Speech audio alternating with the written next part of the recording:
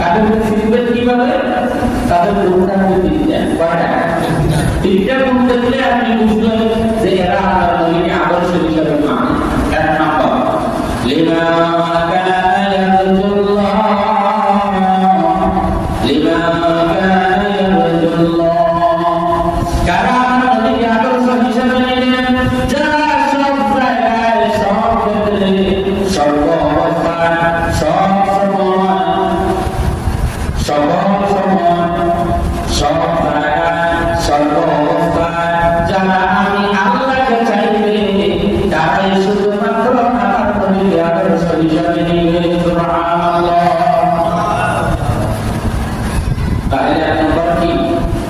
যারা সব সময়, সর্ব অবস্থায়, সকল জায়গায় আমি আল্লাহর হুকুমকে মানবে, তারাই শুধুমাত্র আমার নবীকে আদর্শ হিসেবে নিবে। সবাই কিন্তু আমার নবীকে আদর্শ হিসেবে নিবে না।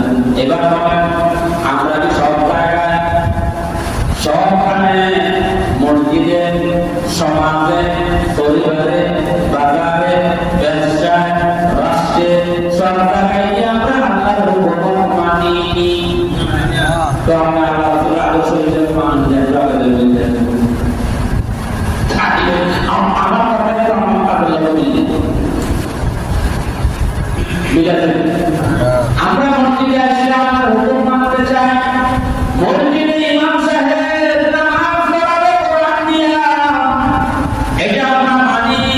মসজিদে একটা ইমাম সাহেব যদি বলে আমি আমার আব্বার নাম দিয়া, মায়ের নাম দিয়া দুই রাকাত নামাজ পড়াই দিই, ইমাম আমাকে ইমাম সাহেব আমরা আল্লাহকে চাই, আল্লাহর হুকুম মানি। ঠিক কিনা বলেন? মাগরিবের নামাজ কয় রাকাত পড়েছেন? 3 রাকাত। 4 রাকাত পর্যন্ত পড়া বেশি, একটা রাকাত পড়াই ইমাম সাহেব পড়ালে মানে নিবেন নি কেন? নামাজ পড়লে অসুবিধা, পড়লে তো সওয়াব হবে, ওটা কি হবে? সওয়াব হবে। তো ইমাম সাহেব পড়ালে আমরা পড়ব না পড়ালে ইলে আল্লাহর আল্লাহর হুকুম কি চান? এই ইমাম সাহেব মসজিদ থেকে বাইরে গেলেন, মসজিদে কোরআন দিয়ে নামাজ পড়াতে হবে, এটা সবাই একমত। কিন্তু সে আল্লাহ বলেছেন সমাজ চালাইতে হবে কোরআন দিয়া, পরিবার চলবে কোরআন দিয়া, রাষ্ট্র চলবে কোরআন দিয়া। এটা তো ইমাম সাহেবের কথা বলে না, সেখানে তো আর আমাদেরকে পাওয়া যায় না। এটা বললেই বলেন বুঝুন রাজনীতি শুরু করে দিচ্ছে। এটা রাজনীতি আমার কাছে মসজিদ চালিয়েছে কি দিয়ে? কোরআন দিয়ে। কি দিয়ে? হুজুর নাম পড়াচ্ছে কি দিয়ে? আর হুজুরদের রাষ্ট্র পরিচালনা নাম হচ্ছে কি দিয়ে? না নিজের নাম কি দিয়ে? কোরআন দিয়ে। তো এখন আমরা কোরআন দিয়ে যখন করে সেখানে আমরা বাধা কে দিই? আপনারা দেবেন। যদি মনে করেন পক্ষে ভোট দেন, ভোট না হিন্দুতে আমাদের জন্য ক্ষমতায় আসবে নয়, এই কথা আমাদেরকে বলছি। কতক্ষণ আমাদের জন্য ক্ষমতা আসবে বলে লাগিয়ে কি বলেন? এগুলো ক্ষমতা তাই তুমি কথা বলা যারা কোরআনের পক্ষে কথা বলে, আমি কোরআনের কথা বলি খুব বুঝিয়ে, যারা কোরআনের পক্ষে কথা বলে আমার কি হলো? আমাদের কাছে আমি যদি বলে আমাদেরকে ভোট দেন, আমরা কোরআন শাসন কায়েম করব, কোরআনের কাজ কায়েম করব, কোরআনের সমাজ কায়েম করব, ইনসাফ ভিত্তিক রাষ্ট্র প্রতিষ্ঠা করব, জাকাত ভিত্তিক অর্থনীতি আমরা ব্যবস্থা করব, প্রতিষ্ঠা করব, এরকম কথা তারাই এসে বলবে। তাদের পক্ষে ভোট দিতে রাজি আছেন তো সবাই? এগুলো ভিতরে বিভক্ত মানে আমরা সুন্দর আদর্শ হিসেবে মানে না। আপনারা বুঝলেন না? তাহলে আপনি এরকম যারা করবে তারা ক্ষমতা দেওয়ার দায়িত্ব আমার দায়িত্ব আল্লাহ। তাহলে আমরা একশো বছর ক্ষমতা দিতে হবে। আপনাদের ক্ষমতা নিয়ে বলছি আর ক্ষমতা যাইল কি যাইল না সেটা তো আমার দায়িত্ব। আমি তো আল্লাহ দিতে পারবো। আল্লাহ আমি আমার ভোট, আমার রায়, আমার সমর্থনটা আমি তোমার কোরআনের পক্ষে দিয়েছি। এটা তো তোমার রাস্তায় তৈরি নয়। একটা মুক্তি কি দিয়ে তুমি এটা বলবে আবার কাজ বলে আমার একটা ছোট ছোট কথা বলবেন আল্লাহ আমাদেরকে সহি বুঝতে বলে আমার ভাইরা আমার বন্ধুরা সব জায়গায় আল্লাহ হুকুম সব জায়গায় কারণ আল্লাহ হুকুম মসজিদে শুধুমাত্র আল্লাহর হুকুম মানবে মসজিদ থেকে বাইরে হলে আল্লাহর হুকুম মানবে না আপনি আল্লাহ নবীকে আদর্শ হিসাবে নিয়েছেন এটা তো শয়তানের মতো বিশ্বাস করবে না আপনাদের কথা আমাদের শরীর বলছে মসজিদে আসলে একটা আর মসজিদ থেকে বাইরে কি আর একটা আল্লাহ আমাদেরকে সবই বুঝতে পারি আমার ভাই আমার বাবাদের তাহলে সব জায়গায় সব কাজে সর্ব অবস্থায় কাকে চাইতে হবে যারা ব্যবসা করেন ব্যবসা চলবে আল্লাহর হুকুমে ব্যবসা করতে আল্লাহর হুকুম আছে না নাই সমান পরিচালনা আল্লাহর হুকুম আছে না নাই বিবাহ করতে আল্লাহর হুকুম আছে না নাই আমার ভাইরা সমাজের প্রত্যেকটা কাজ রাষ্ট্রের প্রত্যেকটা কাজ সব জায়গায় যদি আল্লাহর হুকুমটা প্রতিষ্ঠা হয়ে যায় তাহলে আমার রাসূল আদর্শ মানা সফল হয়ে যাবে সুবহানাল্লাহ ঠিক না সব জায়গায় যদি আল্লাহর হুকুম কায়েম হয়ে যায় তাহলে আমার রাসূল আদর্শ মানা আমাদের জন্য কি সহজ যদি আল্লাহর হুকুম কায়েম না হয় আদর্শ মানা কি এত সহজ এটা হবে না তাহলে আল্লাহ পাক বলতেছেন সবাই আমার নবীকে আদর্শ হিসেবে নেবেন না যারা নিবে তাদের এক নম্বর গুণ হলো তারা সব জায়গায় সর্ব অবস্থায় সব কাজে আল্লাহর হুকুম প্রতিষ্ঠা করবে সুবহানাল্লাহ আমরা কি মসজিদে যেরকম আমরা আল্লাহর হুকুমটা প্রতিষ্ঠা করছি মসজিদের ইমাম সাহেব আল্লাহর হুকুমের বাইরে গেলে ইমাম সাহেবের চাকরি নেই সবার থেকে আমরা এটা পাচ্ছি যে সমাজে আল্লাহর হুকুমের বাইরে গেলে আমরা সবার ব্যবস্থা মানি না এটা কি একটা বলতে পারছেন এই পর্যন্ত বলতে পারছেন যে আমার ইউনিয়নে আল্লাহর হুকুম থেকে প্রতিষ্ঠা না হয় এই ইউনিয়ন ব্যবস্থা মানি না আমাদের এই উপজেলা ব্যবস্থা মানি না এই রাষ্ট্র ব্যবস্থা মানি না একটা দিন কি বলতে পারছেন অবস্থা আমার রাসূলের শৈশবের জিন্দেগি শিশুকালের জিন্দেগি কিশোরকালের জিন্দেগি যৌবনের জিন্দেগি আমার রাসূলের মুক্তার জিন্দেগি আমার রাসূলের মদিনার জিন্দেগি আমার রাসূলের দাওয়াতের জিন্দেগি ওটা জিন্দেগির উদ্দেশ্য ছিল ইসলামকে ক্ষমতায় প্রতিষ্ঠা করা আল্লাহ পুরো জিন্দেগির উদ্দেশ্য ছিল ইসলামকে ক্ষমতায় প্রতিষ্ঠা করা একটা দিন আমরা পারি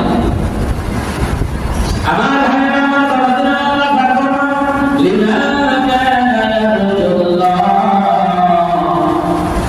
সবাই আমার নবীকে আদর্শ হিসেবে নিবে না কারা নিবে যারা সব জায়গায় সর্ব অবস্থায় সকল সময় আমি আল্লাহর হুকুম চাইবে আমি আল্লাহর হুকুমকে মানবে আমি আল্লাহকে চাইবে তাহলে শুধুমাত্র আমার নবীকে আদর্শ হিসেবে নিবে সুবহানাল্লাহ তাইলে বুঝেছেন তো এই যে আপনাদের আমি সহ বলছি আমরা রাসূলকে আদর্শ মানি এই মানার ভিতরে আমি আছি কি আপনারা আছেন কি চিন্তা করেছেন বাড়ছে এরপরে দ্বিতীয় গুরু হলো আল্লাহ পাক ফরমান ওয়াল ইয়াউমাল আখির এক নম্বর হচ্ছে ঈমান রাসূলুল্লাহ সব জায়গায় সর্ব অবস্থায় সব কাজে সব স্থানে আমি আল্লাহ চাইবে আমি আল্লাহর হুকুম যারা প্রতিষ্ঠা করবে তারাই আমার নবীকে আদর্শ হিসাবে নিবে সুবহানাল্লাহ এক নম্বর দ্বিতীয় নম্বর হচ্ছে ওয়াল ইয়াউমাল আখির দ্বিতীয় নম্বর হচ্ছে তারাই আমার নবীকে আদর্শ হিসাবে নিবে যারা আখিরাত চায় যারা কি চায় আখিরাত চায় আমরা কি সবাই আখিরাতের সফল জিন্দেগি চাই আমরা আখিরাতের হাসানাত চাই দুনিয়াতেও সফল হতে চাই আখিরাতেও সফল হতে চাই দুনিয়াতেও সফলতা চাই আখিরাতেও সফলতা চাই আমার ভাইরা আমার বাবারা আখিরাতেও যদি সফলতা পেতে চান রাসূলের আদর্শ পাঠ দিয়ে কোন অবস্থাতে আখিরাতের সফলতা পাওয়া যাবে না কি করে পাওয়া যাবে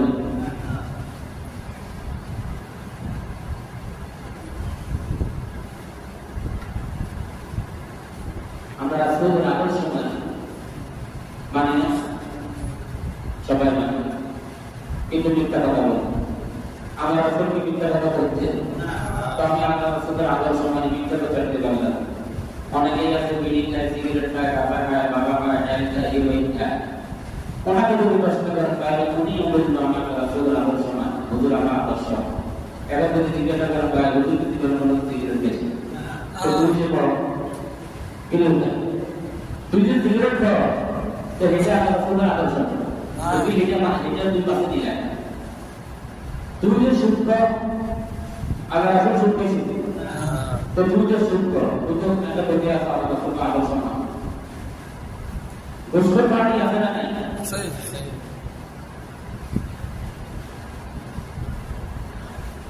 এগুলো করি আর দোয়া করতে আছি রব্বানা আতিনা ফিদ দুনিয়া হাসানা ওয়া ফিল আখিরাতি হাসানা। আল্লাহ আমি আপনার কাছে দুনিয়া হাসানাত চাই, আখিরাতের হাসানাত চাই। কি কথা বলবেন?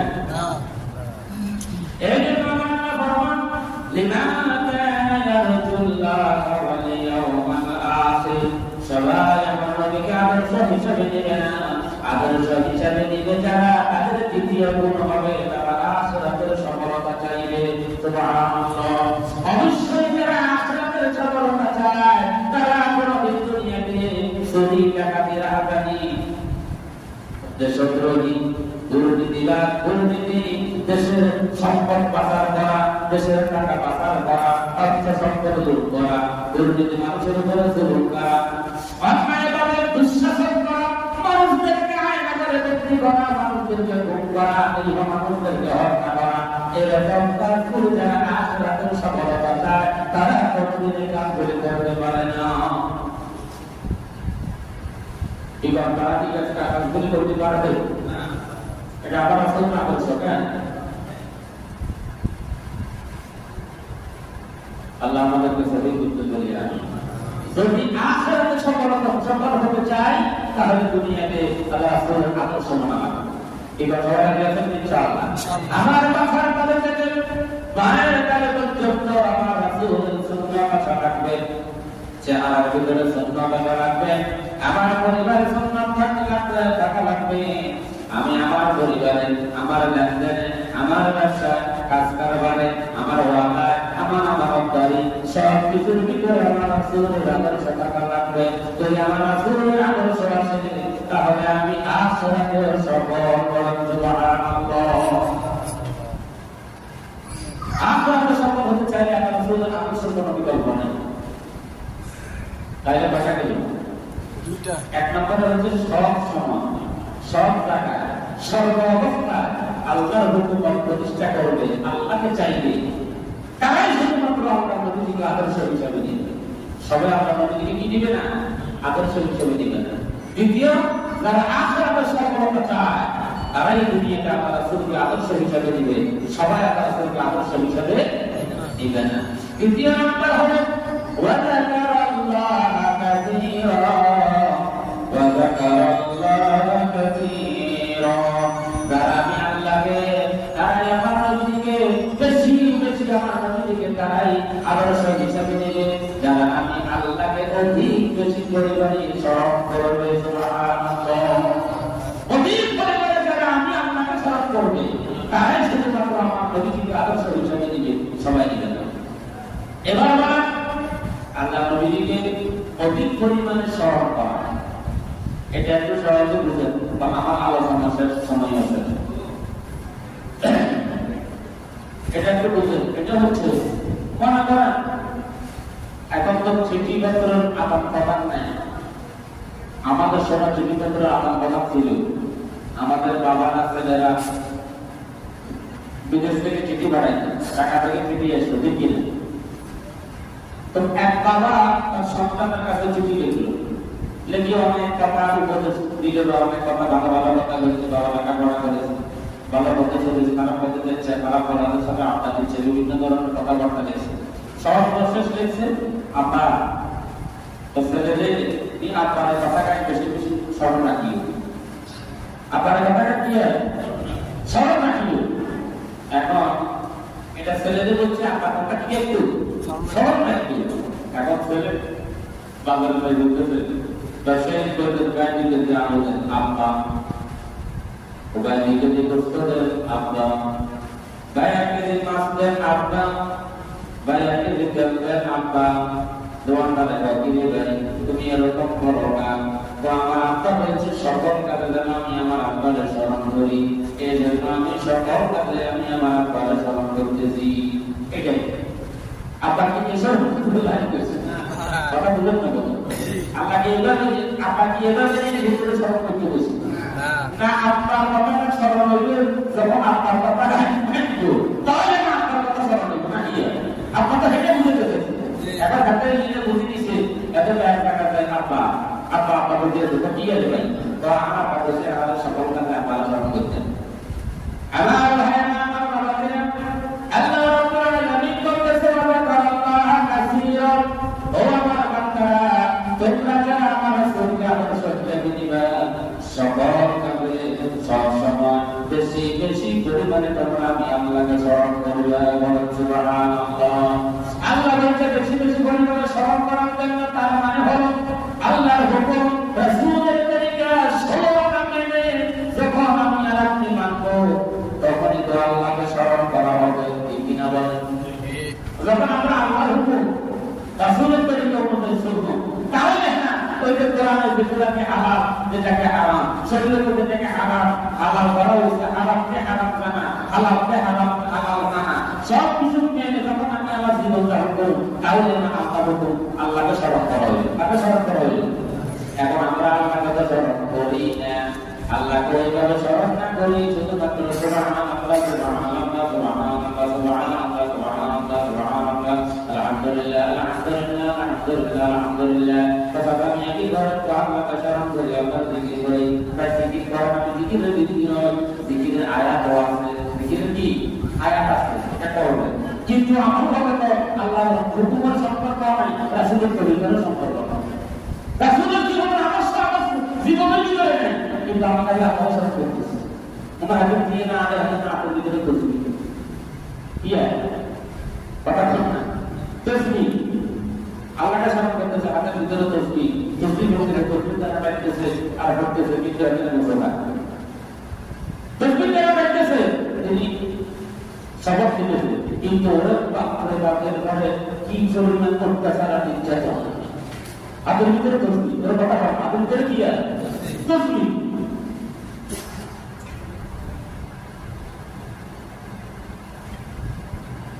তো আমাকে এভাবে স্মরণ করতে দিচ্ছে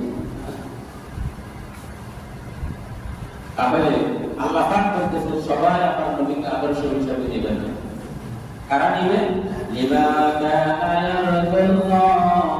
সব সময় সর্ব অবস্থা সব জায়গায় সব কাজে যারা আল্লাহর হুকুমকে প্রতিষ্ঠা করবে তাই শুধুমাত্র আল্লাহ রাসূলকে আদর্শ হিসেবে মেনে নিবে আসলে তো একদম এটা যদি মনে করেন যে ইনশাআল্লাহ আমি সব জায়গায় বলতে যেরকম আল্লাহ হুকুম মানে নামাজ আদায় করি সমাজ মানি পরিবার মানি রাষ্ট্র মানি আমার ব্যবসা প্রতিষ্ঠানে মানি আমার অফিসে মানি আমি আমার লেনদেনে মানি আমি আমার ওয়ার্কের ভিতরে মানি আমি আমার আমাদের ভিতরে মানি তাহলে তো আলহামদুলিল্লাহ তাহলে তো ইনশাআল্লাহ আমি আমার রাসূলের আদর্শ মানতেছি আল্লাহকে আমি সব জায়গায় চাই واليوم الآخر যারা আখিরাত চাইবে যারা আখিরাতের সফলতা চান যারা জান্নাতে যেতে চান জান্নাতে যেতে চায় দুনিয়াতে আল্লাহ রাসূলের আদর্শ ছাড়া আর দ্বিতীয় কোনো রাস্তা নাই জান্নাতে যাওয়ার রাস্তা একটা কয়টা আল্লাহ রাসূলের আদর্শ এটাকে বাদ দিয়ে জান্নাতে যাওয়ার আর কোনো কায়দা নাই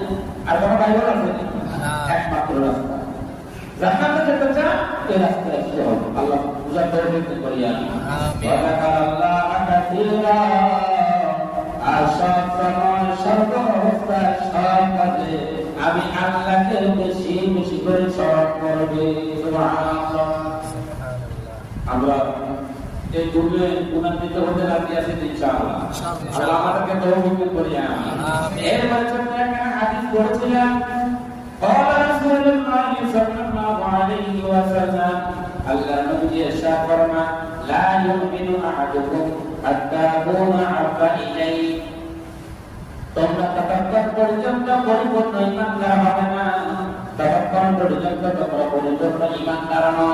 আতাকুনা আবাদি, যতক্ষণ না পর্যন্ত তোমাদের সব কিছুর চাইতে বিওয়ালিদিহি ওয়া ওয়ালাদিহি ওয়া নাসি আজমাইন, তোমাদের মা বাবা, তোমাদের ছেলে সন্তান, তোমাদের আত্মীয় স্বজন, তোমাদের ধন সম্পদ, টাকা পয়সা, বাড়ি ঘর, বিল্ডিং, বাড়াখানা, সব কিছুর চাইতে যতক্ষণ পর্যন্ত আমি নবীকে বেশি ভালো না বাঁচবে, ততক্ষণ পর্যন্ত তোমরা পরিপূর্ণ ঈমানদার হতে পারবে না। আল্লাহু আকবার। আমরা কি সব কিছুর চাইতে আল্লাহ রাসূলকে বেশি মহব্বত ও ভালোবাসা দিতে পেরেছি?